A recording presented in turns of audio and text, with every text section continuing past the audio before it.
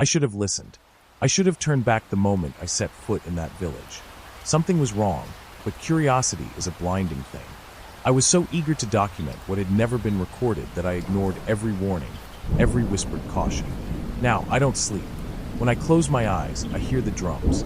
I know they will come for me eventually. My name is Eduardo, and I am an anthropologist specializing in indigenous cultures. For years, I've dedicated my life to uncovering lost traditions, ancient rituals buried by time and secrecy.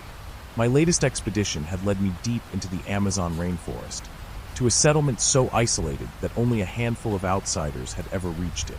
Those who did rarely spoke about what they saw.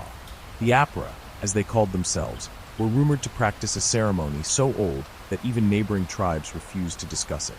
The few accounts I had found were vague at best, whispers of a ritual forbidden even among their own people. That alone was enough to pique my interest. I assembled a small research team, but when I explained our destination, no one wanted to come. The local guides outright refused. Even the indigenous contacts who had helped me before warned me against it. They spoke in hushed tones, avoiding eye contact, muttering things about spirits that do not belong to this world.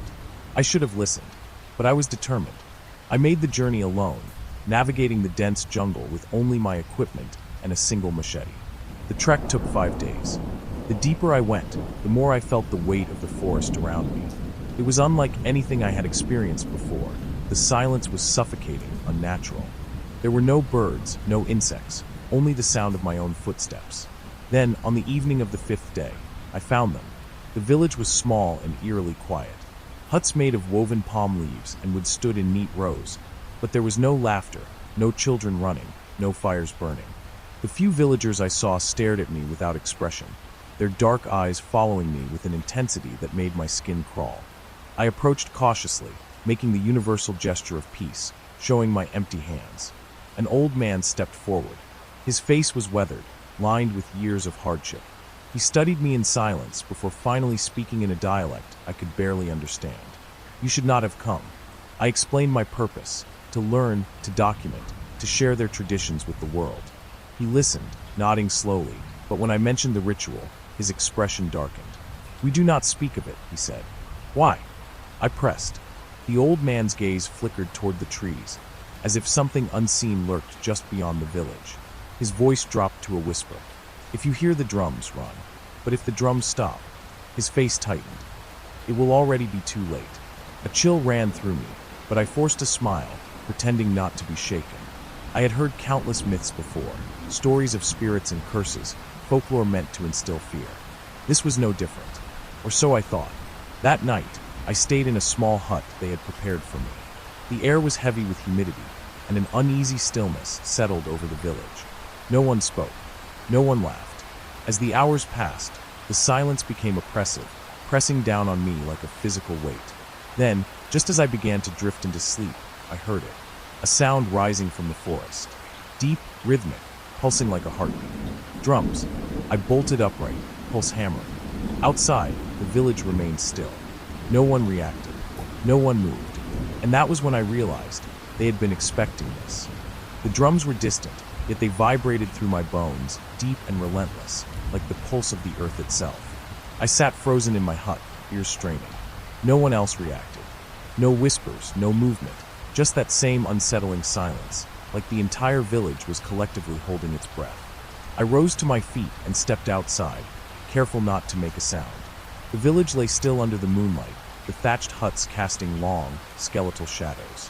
I scanned the surroundings, expecting to see people peering from their doorways, but the entrances were all shut tight, barred from the inside.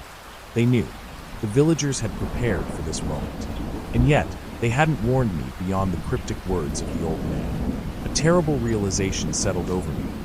They had accepted that I would not survive the night. The drums grew louder, deep, methodical, almost hypnotic. They came from beyond the tree line, from the depths of the forest. I reached for my flashlight, but the second I turned it on, a sharp whisper cut through the silence. No light. I spun around. The old man stood in the doorway of a hut, his face partially concealed in shadow. His eyes, however, glowed with something raw and terrified. "Do not let it see you." A shudder crawled up my spine. What is out there?" I whispered. He shook his head. "The drums have started. There is nothing you can do now. The hut door creaked, and before I could say another word, he shut himself inside, bolting it from within. I was alone. The rational part of my mind screamed at me. This is just a ceremony, a ritual like any other. The villagers had deep-seated beliefs, and fear was often passed down through generations. But something about this was different. There was no reverence in their silence, no quiet awe or religious devotion. This was pure dread. The sound of the drums changed. Faster now, urgent, and then something moved between the trees. A figure, barely visible against the blackness of the jungle. I squinted, my breath caught in my throat. The figure was tall, its limbs impossibly long, its movements wrong. Not human. The darkness shifted again.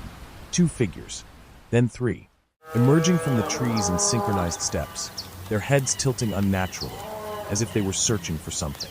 No, not something. Someone. I stepped backward instinctively, pressing against the hut's wooden wall. My heartbeat pounded in my ears. The figures did not walk.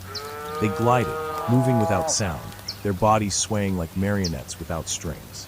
One of them suddenly jerked its head toward me. I stopped breathing. It was too far to see its face, but I felt it. A pressure, an unseen force pushing against my mind, demanding to be acknowledged. I squeezed my eyes shut. Don't move.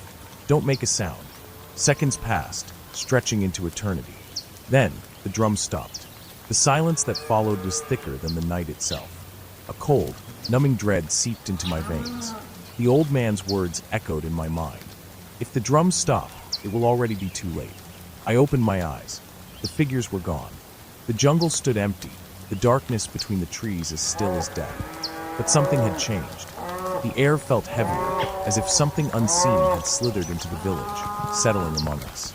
I turned toward the nearest hut, pressing my ear against the wooden surface. Inside, I heard soft, rapid breathing. The villagers were awake, hiding, waiting. They were expecting something to happen, and they knew I was the only one outside. A soft exhale tickled the back of my neck. I spun around. Nothing.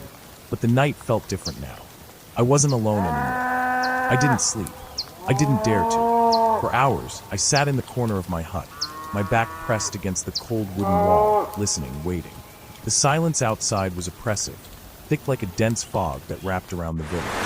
Every so often, I swore I could hear movement, the faint sound of something shifting just beyond my line of sight.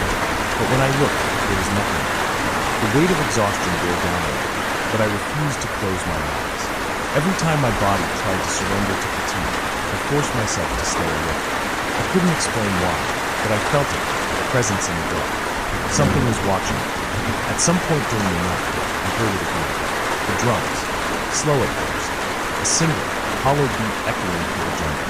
Then another, and another, a pulse, a heartbeat. I stood up, my muscles stiff and sore from hours of tension. Outside, the village remained eerily still. No one had left their huts. They were all waiting. For what? I had to know. Cautiously, I stepped outside. The moment my feet touched the dirt, the air changed. A deep, suffocating heaviness settled over everything, pressing against my skin, against my skull, as if the very atmosphere had filled. It was like walking into a place where time didn't belong. The jungle beyond the village had transformed. The trees, once a chaotic maze of twisting branches and leaves, now stood too straight, too still. The spaces between them were too perfectly aligned, forming a corridor of darkness stretching into the unknown. And at the end of that corridor, the drums called to me. I took a step forward, then another. A voice in the back of my mind screamed at me to turn around, to run back into my hut and forget all of this. But the rational side, the scientist in me, refused to yield to fear. This was why I had come, to witness, to document, to understand. The drums grew louder, faster, urgent. I followed the sound, moving past the last hut of the village, stepping onto the narrow dirt path that led into the jungle. With every step, the world around me felt less real, like I had crossed into a place that wasn't meant to exist. And then, through the dense foliage, I saw it. A clearing. At its center, torches flickered, their light barely illuminating the ground.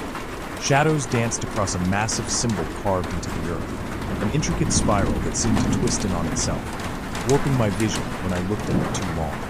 Figures stood in a perfect circle around the symbol, their faces hidden beneath elaborate masks made of bone and wood. Their bodies swayed in unison with the rhythm of the drums, their voices murmuring in a language I had never heard before. I should have turned back. I should have run. Instead, I took another step forward. One of the masked figures suddenly stopped moving. Then another, and another. One by one, their heads turned toward me. I felt it before I saw it. A presence, a shift in the very fabric of the air. In the center of the circle, where there had been nothing before, something began to rise from the ground. I couldn't breathe. The earth split apart like cracking flesh, and from within its depths, a figure emerged. At first, it was just a shape, a silhouette that shouldn't exist.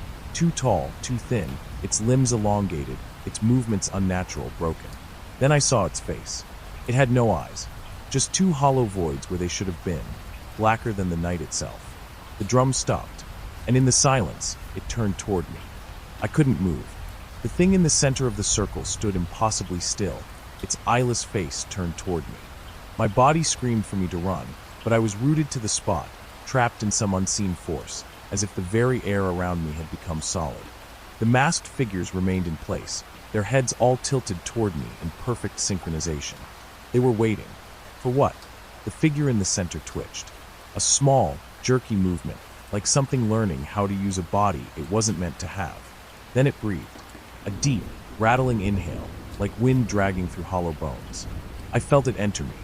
The sound crawled under my skin, vibrating inside my chest.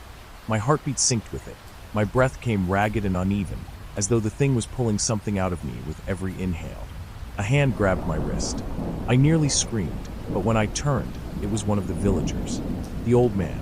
His eyes were wide, desperate. He shook his head violently, whispering something too fast for me to understand. His grip was like iron, fingers digging into my skin. Then, just as suddenly as he had grabbed me, he let go and backed away. A low murmur rose from the masked figures, their swaying movements returning. The ritual had begun. The old man dropped to his knees beside the symbol carved into the earth, pressing his forehead to the ground. His lips moved in frantic, silent prayer. The figures resumed their rhythmic chant, their voices merging into a low, guttural hum, something ancient, something that did not belong to this world. Then movement.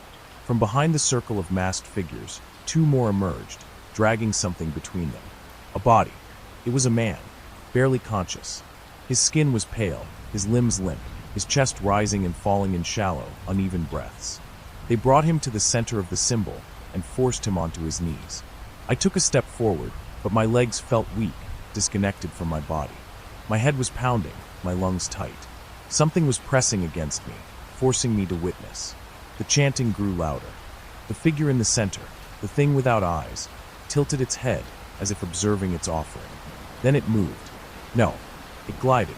One moment, it was standing in place.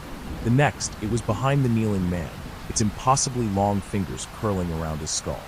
The man didn't react. He didn't scream, didn't fight. He just sat there, trembling, as if something had already stripped away the part of him that could resist. The figure's fingers dug into his scalp, its hollow eye sockets locking onto his head like they could see into something deeper than flesh. Then, with an unnatural jerk of its arms, it peeled something away. Not skin, not bone, something invisible, something wrong. The man's body collapsed, twitching violently, his mouth stretched into a silent scream, and I saw it. His shadow. It writhed beneath him, as if it had been ripped out of his body, torn from the physical world. And the thing, the eyeless entity, held it. The shadow fought, its form distorting, trying to crawl back to its body, but the creature only squeezed tighter.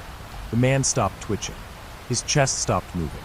His eyes, wide glassy, stared ahead unseeing. The creature opened its mouth. A void, a hunger that had no end. Then, it devoured him. Not the body, just the shadow. The man's physical form remained, but something vital was gone. A husk, a shell.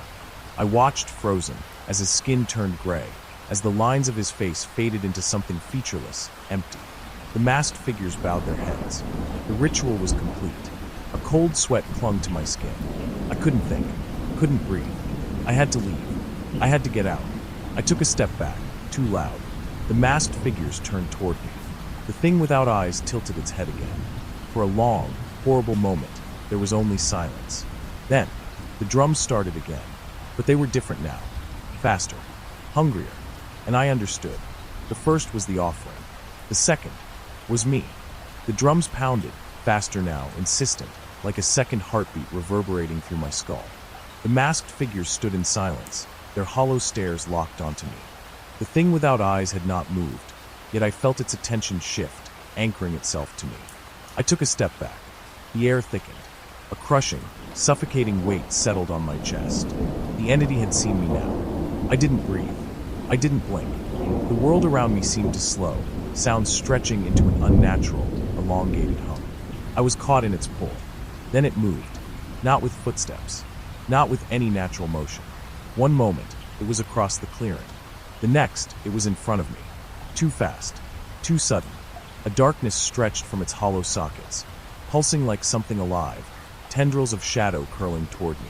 My body locked in place, my mind screaming to move, to run, but I couldn't.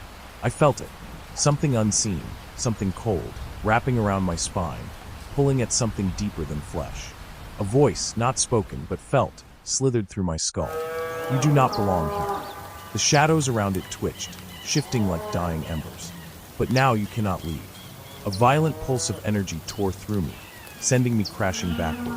I hit the ground, gasping, my vision flickering. Something inside me was unraveling. I struggled to rise, my limbs shaking. The entity did not move. It simply waited. The masked figures began to murmur, their chants rising again, as if guiding whatever was about to happen next. A realization struck me. The ritual had been waiting for me all along. I had not stumbled upon it by accident. I had been lured here. The first sacrifice, the man who had been drained, emptied, that was only the beginning. There had to be two. One to feed it, one to replace it. The thought lodged itself in my throat, cold, suffocating. I was not meant to leave this place alive. The old man was still kneeling beside the sigil on the ground, his body trembling. He refused to look at me, but his lips kept moving, repeating words I couldn't understand. I forced myself to move, to push past the paralyzing dread flooding my system. My head was spinning, my body weak, but I had to get away. I staggered backward. The shadows reacted immediately. A ripple in the air. A tearing sound like fabric being ripped apart. The entity shifted, and suddenly it was behind me. A long, skeletal hand pressed against my back. Cold, not like ice, like emptiness. A nothingness that wanted to consume me. The shadows curled around my arms, my legs, slithering beneath my skin, sinking into me. I opened my mouth to scream, but no sound came out. The masked figures stepped forward now, their voices rising in urgency. The ritual was reaching its end. I was becoming part of it. The old man moved. Fast. Too fast for someone his age. He snatched something from the ground and threw it at my chest. A handful of black earth, the same soil that had been marked with the sigil. The second it touched my skin, the world around me shook. A sound like 1,000 voices screaming at once tore through the cave. The shadows were clear. The entity let out a sound, not a growl, not a scream, but something deeper, raw, furious. I hit the ground hard. For the first time since this nightmare began, I could move again. The old man was at my side now, gripping my arm with surprising strength. Go, he whispered, before it takes hold of me. I didn't hesitate. I turned and ran. Behind me, the drums continued. The chanting grew louder. I didn't look back. I sprinted through the trees, branches slashing against my skin, my legs bare. I could feel it behind me. Not running, not chasing, but pulling, like the forest itself was trying to drag me back. I pushed forward, my lungs screaming, the air thick with something unnatural, something ancient. And then, the jungle split open. A clearing, a riverbank. My boat was there. I had made it. For one horrible moment, I felt the urge to stop, to turn around. A whisper curled through my thoughts. You were chosen. You must return. I nearly faltered. But then, I felt hands on my back. The old man. He shoved me forward, his eyes dark. Leave now, before it marks you forever. I stumbled onto the boat, my hands shaking as I untied the ropes, shoving off from the shore. As the boat drifted into the river, I looked back one last time. The old man stood at the edge of the jungle, watching me. Behind him, between the trees, the thing without eyes, waiting, watching. And just before the river's current pulled me away, the drums stopped. I didn't stop rowing. Not when my arms burned. Not when my breath came in ragged gasps. not when my vision blurred from exhaustion. The river's current carried me forward, the murky water rippling beneath the boat, but I didn't trust it to take me far enough. Not away from that point. The jungle pressed in on either side, a dense, suffocating wall of darkness. The trees swayed, but there was no wind. The air was thick, heavy, like the weight of unseen hands pressing down on me. I stole a glance back. The village was gone. Nothing but endless trees and shadows remained. But I wasn't safe. I felt it. A presence. A pressure. Like something still had a hold on me, even from a distance. The old man's words echoed in my mind. Before it marks you forever. Had it already. I gritted my teeth and kept rowing. The river stretched endlessly ahead, twisting and narrowing through the jungle. I checked my compass. It spun wildly useless. I wasn't sure how long I had been rowing. An hour. 2. The sky had shifted. The moon, once high, now sat too low on the horizon, casting long, skeletal reflections on the water. Time felt wrong. Then the first ripple appeared. A disturbance in the water, just ahead of my boat. I slowed my rowing. Listen. A second ripple. Then a third. Something was moving beneath the surface. I tightened my grip on the paddle, my breath shallow. A shape emerged. Small at first. Just a dark mass rising from the depths. Then another. And another. Hands. Not human. Twisted, elongated, clawed fingers breaching the water like drowning bodies reaching for the sky. I choked on my own breath, my heartbeat hammering against my ribs. The hands moved toward the boat. I paddled harder. The water churned violently, more shapes breaking the surface, writhing, grasping. The boat lurched. Something latched onto the hull, dragging me back. I fought harder, throwing my weight forward, digging the paddle into the water with everything I had. Then I heard it. The drums. Distant. Faint. But there. I had never heard them from this far before. They were following me. I gasped, pushing my body to the limit, forcing the boat away from the grasping hands, away from whatever waited beneath the surface. Then, without warning, silence. The hands vanished. The water stilled. The jungle was quiet. For a long, terrible moment, I sat frozen, my breath shallow, my grip tight on the paddle. Then the whisper came. You cannot escape. I turned. There, at the farthest edge of the river, 2 hollow eyes watched me from the trees. I couldn't look away. The thing without eyes stood at the river's edge, half hidden by the trees, its elongated form blending with the shadows. But it wasn't still. The darkness around it rippled, shifting like liquid, twisting as if the very fabric of the jungle bent in its presence. I gripped the paddle tighter, my knuckles white. It couldn't be here. It shouldn't be here. I was miles away from the village, from the ritual. I had escaped. I had left it behind. Hadn't I? A cold realization curled in my gut. It hadn't let me go. The ritual had ended. The drums had stopped.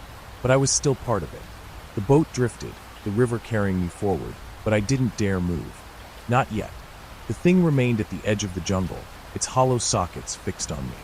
Then, it tilted its head. The movement was slow, deliberate, like it was considering something.